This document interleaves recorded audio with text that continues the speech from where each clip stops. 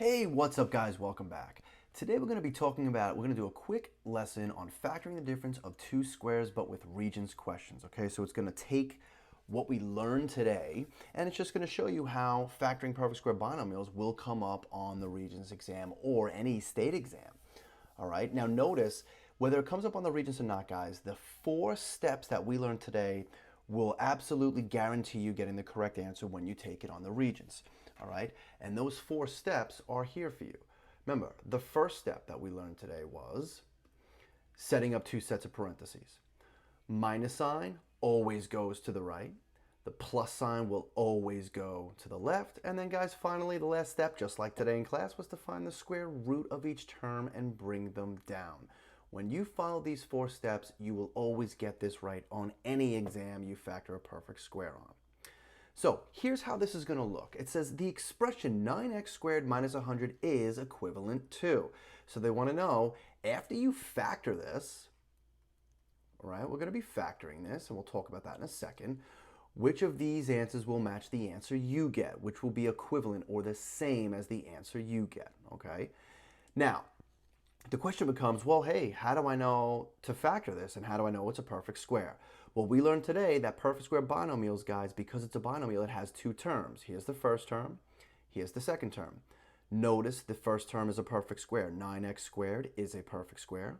100 is a perfect square. And then we learned that they always have a minus sign in between them. And we learned today that if you had a plus in here, it cannot be factored. Okay, so you have to know by looking at this what you have. And since we're looking at this and we know it's a perfect square binomial, there is only one way to factor it. So first step, let's just write it to the side and let's go through the steps. 9x squared minus 100. First step, 2 sets of parentheses. Right? And then like today, minus sign always goes to the right. First sign is always a plus, guys. When you're factoring perfect square binomials, the signs are always gonna be different, always. Now, square root of 9x squared is 3x. And the square root of 100 is 10. And remember, guys, let's say you didn't know that, you would just use your calculator, right? You would hit second function, you would hit the x squared button, and then you would put whatever number, whether it was 9, 100, 400 in the calculator, and it will always give you the square root. Now, all you have to do is take this and match it to the choices here. Well, looking at this, notice choice 2. Now, before you circle choice 2, just be careful. Sometimes the Regents does this, so I just want to bring your attention to it. We have 3x plus 10, 3x minus 10. They switched it. They put the 3x minus 10 first and 3x plus 10 second. Hey guys, don't panic when you see that. It's the same thing, because when you're multiplying binomials, you're allowed to switch the order when you have perfect square binomials like this. When you're factoring perfect square binomials, I should say. So don't panic. It's the same exact answer. You pick choice 2. You're going to see this a lot because the Regent switches the signs on you a lot. Don't worry. It's still the same thing. Let's look at another one. Now for this one, they did 2 things to you. It says which expression is equivalent to. Notice they're using the same terminology and vocabulary as they used in the previous one. But now they did to 121 minus x squared. Now, before we get into anything, how do I know that this needs to be factored? Well, because notice you have a binomial. This is 121 is a perfect square, x squared is a perfect square, and you have the minus sign in between. So we know this is a perfect square binomial. So we go through the steps, right? The first step is 2 sets of parentheses.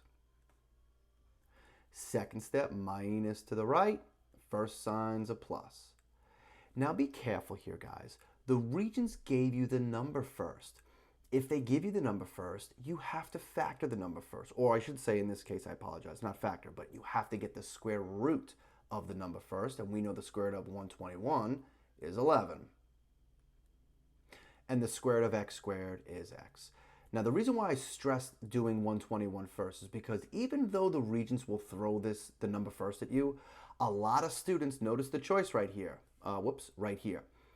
A lot of students still pick the choice with the x first because we're just so used to seeing x first when we do these problems, and in really a lot of problems. But guys, the x does not have to be first. They give you 121, You get the square root of 121, therefore of 121. Therefore, the 11 is first. Pick the answer that matches your work, and that is choice 3. And what's the other thing the Regents did? Notice they switched the signs again. You have a plus minus, they have a minus plus, but guys, it's the same exact thing. Choice 3 is your answer. Now, another one. Again, notice the expression is equivalent to, right? It's the same thing. X to the 4th minus 16. Again, it's two terms. It's a binomial. X to the 4th is a perfect square. 16 is a perfect square. You have your minus sign. This is a perfect square binomial. The only way to factor this, guys, and of course we will be factoring, and I'm going to keep writing that word, is two sets of parentheses. Minus sign to the right, first sign's a plus. Square root of x to the 4th is x squared. And now, here's another little trick the Regents likes to do. And I know it seems simple, but guys, students get this wrong all the time. A lot of students will look at 16 and think to themselves, oh, square root of 16 is 8. Because 8 is half of 16. And notice the first two choices the Regents threw at you. They have 8s in them. But guys, it's not half of 16. The square root of 16 is 4 and 4. So just watch out for that. So x squared plus 4, x squared minus 4. Notice the Regents kept the signs the same that time. X squared plus 4, x squared minus 4. Choice 3 is your answer. Now let's look at part 2 Regents questions. Okay, guys. So here's an example of a part 2. Notice it is not multiple choice. The good thing about these is you get partial credit as you do them. It says, if the area of a rectangle is expressed as x to the 4th minus 9y squared, then what would the length and the width of the rectangle be? Now guys, just to review really quick, remember area of a rectangle is always length times width. So basically to find area, we have to multiply two things, the length and the width. And that's what they gave you up here. They gave you, after you multiply the length and the width, they're telling you the area of the rectangle is this. So they want to find out, they want you to kind of work backwards and find out, well, what would the length and width that we multiplied together be? Therefore, the only way to do that, guys, is to break that down. And the only way to break that down when you have a perfect square binomial, x to the 4th is a perfect square, 9y squared is a perfect square, and you have your minus sign, the only way to do that, guys, is to factor with your perfect square rules. That's it. And the only way to start that is two sets of parentheses. Minus to the right. First sign's a plus. The square root of x to the 4th is x squared. And the square root of 9y squared is 3y. Boom. And there you go. Now, if you did all that work on the Regents, you would get 1 point. Well, then where's the second point? You have to tell us, well, what would the length and what would the width be? Well, guys, they're right here. This would be your length. This would be your width, because these are the two binomials you multiplied to get the area of x to the 4th minus 9y.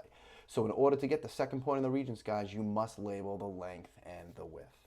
And that's it. It won't get harder than that.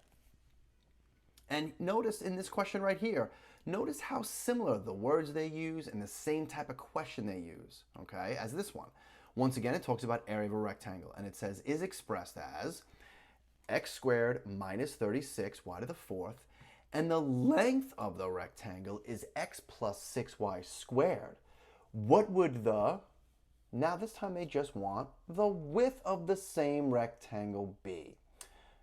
Remember, area of a rectangle is always length times width. So we're multiplying two things. Now it tells you the area is this.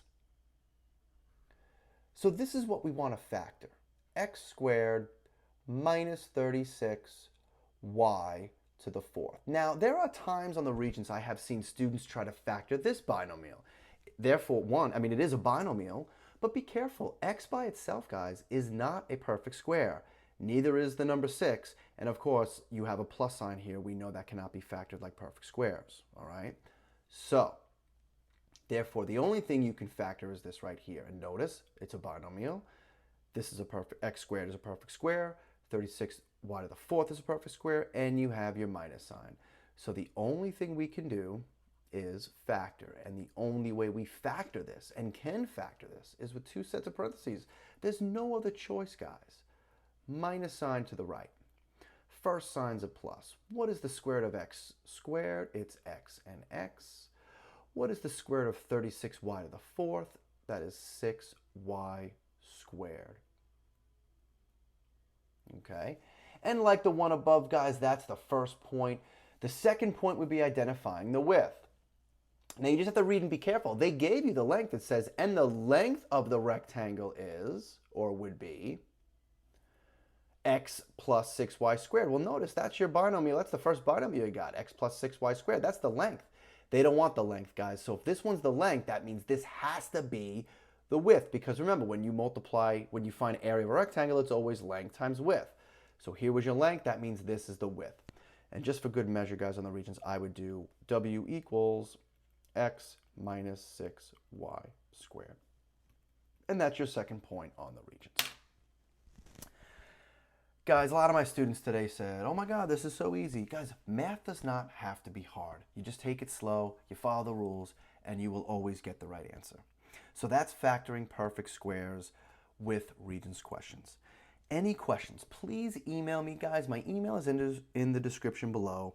Comment below on what you liked or what you didn't like, or maybe on what you'd like to see, or maybe a possible lesson on, whatever.